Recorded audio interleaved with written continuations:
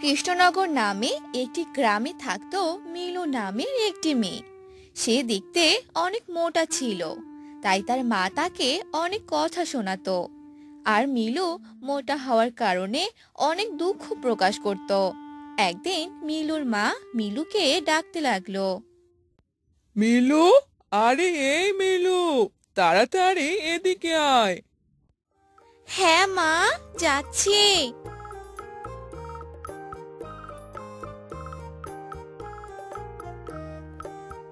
কি রে, এত দেরি হয় তোর আসতে? এত দেরি হলো কেন রে? ও, আর হবেই না বা কেন? তুই যে মোটা, তোর আসতে তো দেরি হবেই। এভাবে তুমি কেন বলছো মা? আমি তো তোমারই মেয়ে। হয়েছে, থাক, এইসব আর বলতে হবে না। যা, এখন কাজ কর গিয়ে। একটু তাড়াতাড়ি কাজ করিস, আরো অনেক কাজ বাকি আছে। ঠিক আছে মা। মিলু কাজ করতে চলে যায়। মিলু অনেক মোটা থাকায় তার কাজ করতে অনেক সময় লাগে। এ নিয়েও মিলুকে অনেক কথা শুনতে হয়। মিলুর মা মিলুকে বিয়ে দেওয়ার কথা ভাবে। এই অলক্ষণে মেয়েটাকে নিয়ে কি যে করব ভেবে পাচ্ছি না। কেউ তো পছন্দই করছে না।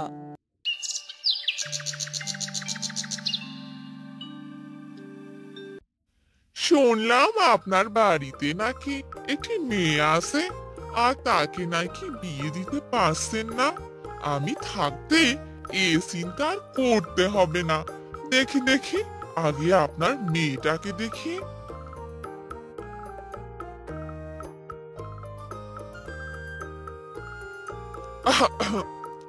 এই আপনার মেয়ে?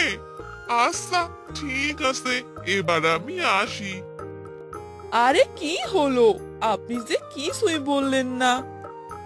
কয়দিন পর কথা হবে, এখন নয়। এভাবেই সবাই এড়িয়ে চলতো। আর এবার মিলুর মা ভীষণ রেগে গেল আর মিলুকে বাড়ি থেকে বের করে দিল। তুই আর কখনোই আমার বাড়িতে আসবি না। আর আমি তোর এই মুখ কখনোই দেখতে চাই না।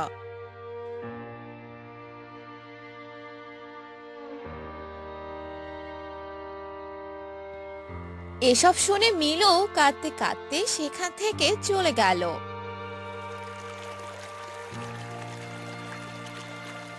আর জঙ্গলের ভিতরে একটি নদীর পাড়ে বসে মিলু কান্না করতে থাকে আর বলে, হে সৃষ্টিকর্তা, তুমি কেন আমাকে এত মোটা বানিয়ে দিয়েছো, যার কারণে মা আমাকে একদম দেখতে পারে না। আর আজ আজ তাই আমাকে যে বাড়ি থেকে বের করে দিয়েছে।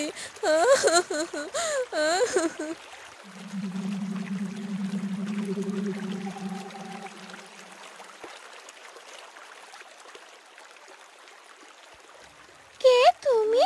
আর তুমি এভাবে কান্না কেন করছো? কি হয়েছে তোমার? আমি মিলু। আমি যে অনেক মোটা, এজন্য কেউ আমাকে দেখতে পারে না। সবাই আমাকে অনেক কথা শোনায়। আমার মাঝে আমাকে বাড়ি থেকে বের করে দিয়েছে। এখন আমি কোথায় যাব? এভাবে কান্না করো না মিলু। আমাদের সবকিছুই যে সৃষ্টিকর্তার দেয়া। তবে আমি তোমাকে থাকার একটা ব্যবস্থা করে দিতে পারি। এসব শুনে মিলু ভীষণ খুশি হয়ে গেল। আর সেই মৎস্যকন্যা মিলুকে দুইটি ফল দিল। একটি ছিল আম আর একটি ছিল আপেল। এ কি, তুমি তো আমাকে থাকার ব্যবস্থা করে দিতে চেয়েছিলে, কিন্তু তুমি তো আমাকে দুটো ফল দিয়ে দিলে। হ্যাঁ, এই ফল দুটোই তোমাকে সাহায্য করবে।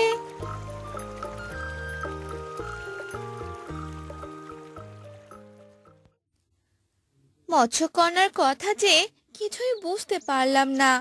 এই দুটো ফল আমাকে কি করে সাহায্য করবে?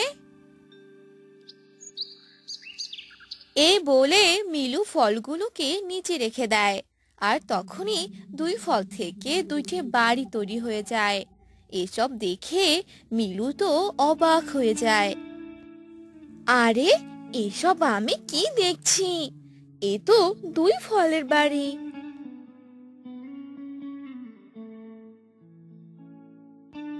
এরপর মিলু প্রথমে আমের বাড়িতে ঢুকে পড়লো।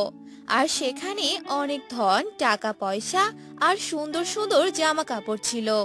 এসব দেখে মিলু অবাক হয়ে গেল। এরপর মিলু আপেলের বাড়িতে গেল। সেখানে শুধু একটি বিছানা আর কিছু খাবার ছিল। তখন মিলু বলল, আমি এই আপেলের বাড়িতেই থাকবো। আমার কোনো ধন রত্নের প্রয়োজন নেই। একটু শান্তিতে থাকতে পারলেই চলবে। এসব কথা আপেলের বাড়িটি শুনতে পেল। আর মিলুর এমন ব্যবহারে সে অনেক খুশি হয়ে গেল। আর সেই আপেলের বাড়িটি কথা বলতে লাগলো। মিলু, তুমি অনেক ভালো, যার কারণে তুমি আমার বাড়িটি পছন্দ করেছো। অন্য কেউ হলে তো আমার বাড়িটি পছন্দ করতো না, কারণ সেখানে অনেক ধন রত্ন ছিল। আর এগুলো কিছুই তুমি নাওনি। আর আমার বাড়িতে এমন কিছুই নেই। হ্যাঁ, কারণ ওগুলো কিছুই আমার চাই না। আমি সুন্দরভাবে, সুস্থভাবে জীবনযাপন করতে চাই। তোমার কথা শুনে আমি অনেক মুগ্ধ হয়ে গেছি। তুমি এখন থেকে এই বাড়িতেই থাকবে। আর তোমার যা প্রয়োজন হবে তুমি আমের বাড়ি থেকে নিয়ে আসবে। আমের বাড়ি থেকে নিয়ে আসবো? কিন্তু এটা কেন করব? কারণ ওই বাড়িটাও যে আমার। তুমি তোমার পরীক্ষায় জিতে গেছো। এসব শুনে মিলু অনেক খুশি হয়ে গেল। আর তারপর থেকে মিলু সেখানেই থাকতে লাগলো। মিলুর জীবন অনেক সুখে কাটছিল। অন্যদিকে মিলুর মা বলতে লাগলো, মেয়েটাকে যে আমি কেন বাড়ি থেকে বের করে দিলাম, এখন যে মেয়েটার কথা আমার ভীষণ মনে পড়ছে। এসব বলে মিলুর মা অনেক আফসোস করতে লাগলো। আর এভাবে একা একা জীবন কাটাতে লাগলো। আর একদিন মিলু তার মায়ের কাছে এলো। মিলুর মা মিলুকে দেখে অনেক খুশি হলো। মা, মিলু, তুই এসে গেছিস। তোকে যে আমি অনেক খুঁজেছি, কিন্তু কোথাও পাইনি। তুই চলে যাওয়ার পর আমি আমার ভুলটা বুঝতে পেরেছি রে মা। তুই আমাকে ক্ষমা করে দে। এভাবে বলো না মা, আমি যে তোমাকে আমার সাথে করে নিতে এসেছি। চলো মা, চলো।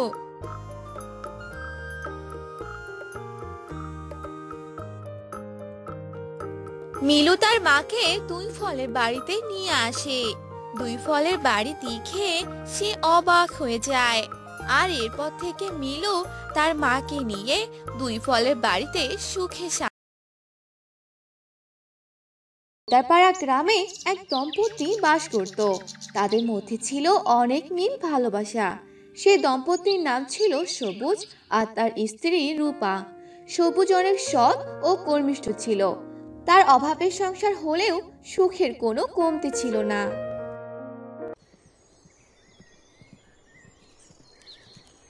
রূপা, রূপা, ওগো রূপা, কোথায় তুমি? হ্যাঁ গো, কি হয়েছে? এভাবে ডাকছো কেন? আমি তো কাজ করছি। আরে দেখো, আগে তোমার জন্য সুন্দর শাড়ি নিয়ে এসেছি। ও মা, দেখি দেখি। বাহ, অনেক সুন্দর। কিন্তু তোমার কাছে তো অত টাকা নেই। শুধু শুধু শাড়িটা নিতে গেলে কেন? আরে টাকা তো অনেক রোজগার করতে পারবো, কিন্তু বউয়ের এই হাসিটা মন ভালো করে দেয়, বুঝতে পেরেছো? হয়েছে হয়েছে, তোমার যা কথা। যাও, হাত মুখ ধুয়ে আসো, আমি তোমাকে খেতে দিচ্ছি। এরপর সবুজ হাত মুখ ধুতে যায়। কিছুক্ষণ পর সে খেতে আসে আর খেয়ে শুয়ে পড়ে। এভাবে তাদের সুখী দিন কাটছিল। একদিন রমেশ সবুজকে খুঁজতে আসে। সবুজ ভাই, সবুজ ভাই, বাড়িতে আছে? কে কে ডাকছে? ও, রমেশ ভাই, উনি তো বাড়িতে নেই। কি দরকার আমাকে বলুন, বাড়িতে আসলে আমি বলে দিব। আসলে ভাবি, আমার জমির ফসল তুলতে হবে। যদি সবুজ ভাই আমার জমিতে কাজ করতো। হ্যাঁ হ্যাঁ, সমস্যা নেই, ও আসলে আমি বলবো এখন। আচ্ছা ঠিক আছে ভাবি, কাল কাজে যেতে বলি। এ কথা বলে রমেশ চলে যায়। অন্যদিকে সবুজ বাসায় ফিরছিল। হঠাৎ সে দেখে এক বৃদ্ধা ফলের ঝুড়ি মাথায় নিয়ে ফিরছে। ইস, এই বয়সে আর কত কাজ করব, ফলে ঝুড়ি নিয়ে যে হাঁটতেই পারছি না, পোড়া কপাল আমার। কি ব্যাপার দাদিমা, কোথায় গিয়েছিলে গো? আর এত ভারী ফলের ঝুড়ি নিতে তোমার কষ্ট হচ্ছে বুঝি? তার বলতে, এই বয়সে আর কি করব, ছেলে তো ভাত কাপড় দেয় না, তাই নিজেই কাজ করে খাই। চলতে না পারলেও কষ্ট করে চলতে হয়। ইস, তোমার কত কষ্ট গো। দাও, ফলের ঝুড়িটা আমাকে দাও, আমি এগিয়ে দিয়ে আসি। এরপর সবুজ বৃদ্ধাকে তার বাড়ি অবধি পৌঁছে দিয়ে আসে। সবুজ অনেক ভালো মনের মানুষ, সবার আপদে বিপদে পাশে থাকতো। এরপর সবুজ তার বাড়িতে চলে যায়। কি গো, আজ তোমার ফিরতে এত দেরি হলো কেন? আর বলিও না, আমাদের গ্রামে দাদিমা বড্ড অসহায়, অনেক কষ্ট করে নিজের পেট চালায়। আমারও তো সামর্থ্য নেই যে দাদিমার ভরণ পোষণের দায়িত্ব নিব। দাদিমাকে তার বাড়িতে এগিয়ে দিয়ে আসলাম, তাই দেরি হলো গো। তা বেশ করেছো, রমেশ ভাই এসেছিল, কাল কাজে ডেকেছে, ভালোই হলো, একটা কাজ পেয়েছো। হ্যাঁ গো, কাজ না পেলে যে সংসারে বড্ড টানাটানি। এভাবে তাদের সুখ দুঃখে সংসার চলছিল। পরের দিন সবুজ কাজ শেষ করে জঙ্গলের পথ দিয়ে বাড়ি আসছিল। হঠাৎ সে দেখতে পেল একটি পাথরে মূর্তি দাঁড়িয়ে আছে। আর সে ভালো করে দেখলো যে অর্ধেক মানুষ আর অর্ধেক শরীর পাথর হয়ে আছে। এরপর সবুজ সে অর্ধেক মানুষ আর অর্ধেক পাথরের মেয়েটির দিকে এগোয়। সে কি মেয়ে, তুমি এই জঙ্গলে কি করছো? আর তোমার শরীর অর্ধেক পাথর হয়ে আছে কেন? সে আর বলিও না, আমি একদিন এই গ্রামে ঘুরতে আসি, ঘুরতে ঘুরতে এই জঙ্গলে চলে আসি। এক সাধু বাবা ধ্যান করছিল, আর সামনে ছিল অনেক ফল। আমি খুবই ক্ষুধার্ত ছিলাম, তাই সেখান থেকে চুপি চুপি একটা ফল নিয়ে খাই।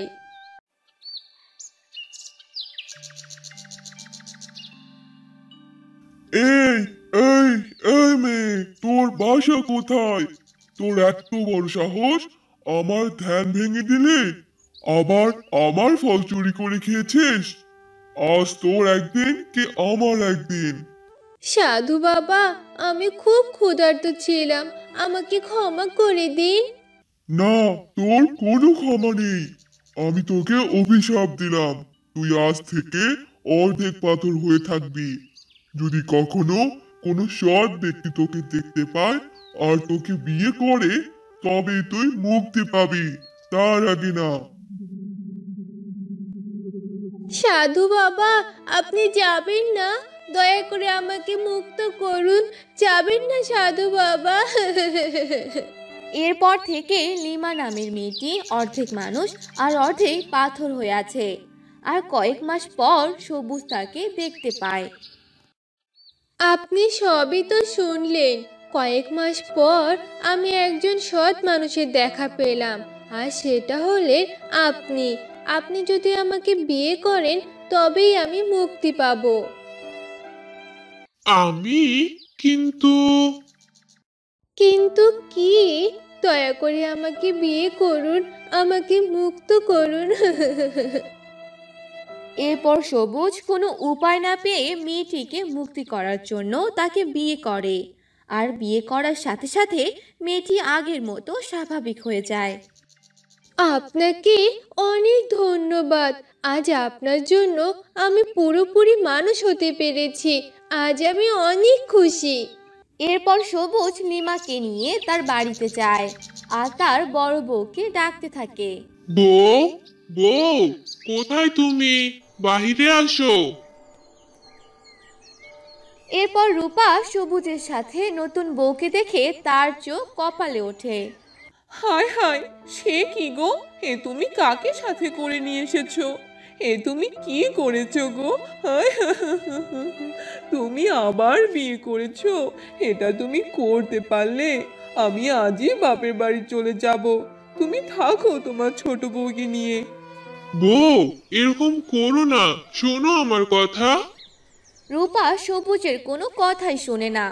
অনেক কষ্টে সবুজ রূপাকে সব কথা খুলে বলে। সবটা জানার পর রূপা লিমাকে মেনে নেয়। এত কিছু হয়েছে, আমি তো জানি না। ছোট, যা ঘরে যা, আমি তোদের খাবার দিচ্ছি। সবুজ আর রূপার এত ভালোবাসা দেখে লিমার মনে হিংসা জন্ম নেয়। সে মনে মনে বলতে থাকে, এ ন্যাকামো দেখলে বাঁচি না। আমিও এখন ছোট বউ, সব ভালোবাসা এখন আমি নিব। এভাবে সবুজ রূপা আর লিমার দিন কাটতে থাকে। রূপা লিমাকে তার নিজের ছোট বোনের মতো দেখতো, কিন্তু লিমা রূপাকে সহ্য করতে পারতো না। একদিন, বড় আপা, বড় আপা, তোমার রান্না শেষ হয়নি? আমার খুব খিদে পেয়েছে। ছোট, আমার শরীরটা ভালো না রে, তুই কিছু একটা রান্না করে খেয়ে নে। কি? আমি রান্না করব মানে? তুমি বসে বসে থাকবে আর আমি রান্না করে খাবো? ও শহরে গেছে আর তুমি আমাকে দিয়ে কাজ করিয়ে নিচ্ছ, তাই না? তুমি আমার বরের টাকা বসে বসে ধ্বংস করবে, তা আমি হতে দিব না। ছোট, তুই এরকম কেন করছিস? বললাম তো আমি অসুস্থ। অসুস্থ না তো ঢং। যাও রান্না করো গিয়ে, আমার খুব খিদে পেয়েছে।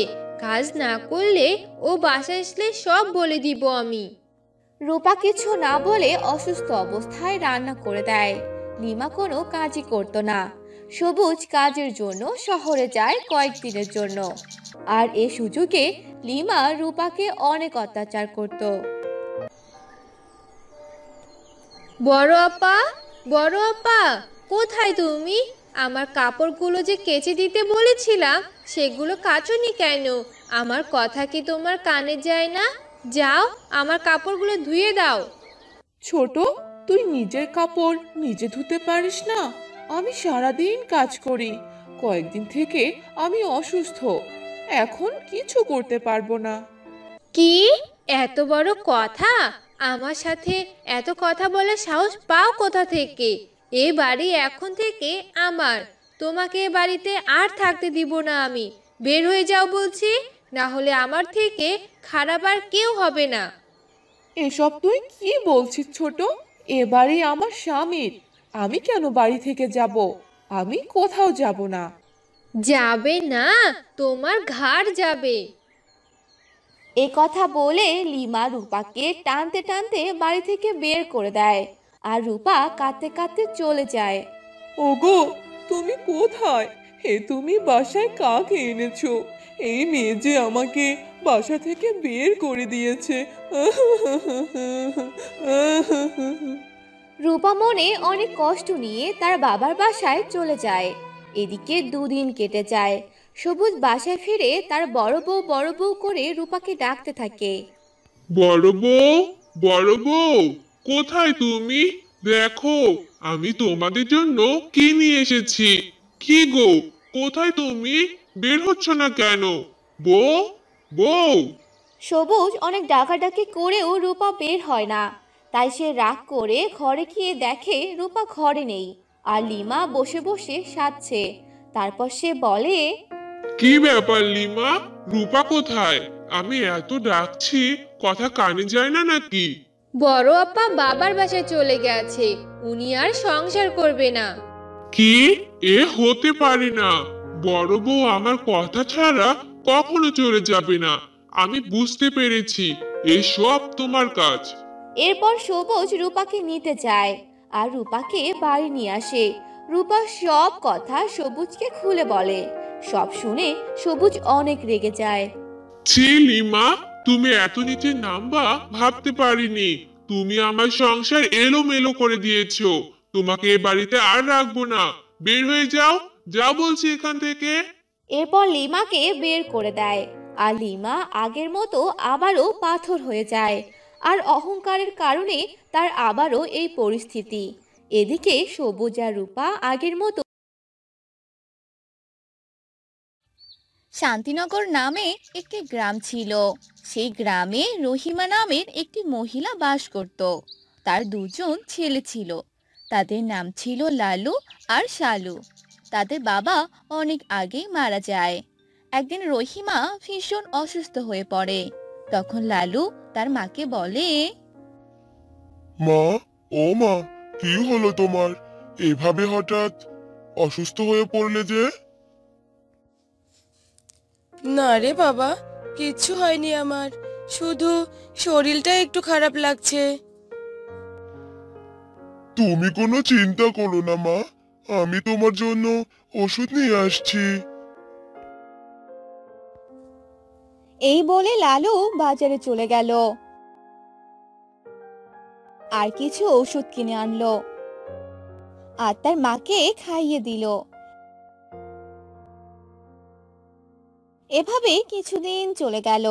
লালু ছিল অনেক ভালো। সে তার মাকে অনেক ভালোবাসতো আর তার অনেক খেয়াল রাখতো। আর শালু ছিল অনেক হিংসুটে, কারো সাথে ভালো ব্যবহার করতো না। আর একদিন হঠাৎ করে রহিমা অসুস্থ হয়ে পড়ে। মা, এ কি হলো তোমার? আজকে তো তুমি আরো বেশি অসুস্থ হয়ে পড়লে। চলো মা, তোমাকে ডাক্তারের কাছে নিয়ে যাই। না রে বাবা, ডাক্তারের কাছে যাওয়ার সময় নেই। আমার যে অনেক খারাপ লাগছে। তোদের দুজনকে আমি কিছু কথা বলতে চাই। হ্যাঁ মা, বলো, কি বলবে তুমি? আমি চাই তোরা দুই ভাই সব সময় একসাথে থাকবি, কখনো ঝগড়া করবি না, সব সময় মিলেমিশে থাকবি। এই কথা বলেই তাদের মা মারা গেল। লালু আর শালু কান্না করতে লাগলো। মা, তুমি কেন চলে গেলে মা? আমরা যে এখন একা হয়ে গেলাম মা। এভাবে কাঁদিস না দাদা, যা হবার তা তো হয়ে গেছে।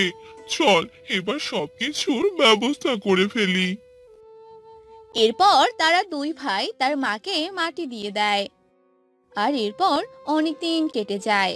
তখন লালু শালুকে বলে, শালু, চল বাহিরে যাই। আমাদের যে একটা কাজের ব্যবস্থা করতে হবে। কাজ না করলে আমরা খাবো কি? হ্যাঁ দাদা, তুমি ঠিক কথাই বলেছো। চলো আমরা কোনো কাজের ব্যবস্থা করে আসি। এরপর তারা দুজন বাহিরে বের হলো আর মোড়ল মশাইয়ের বাড়িতে গেল।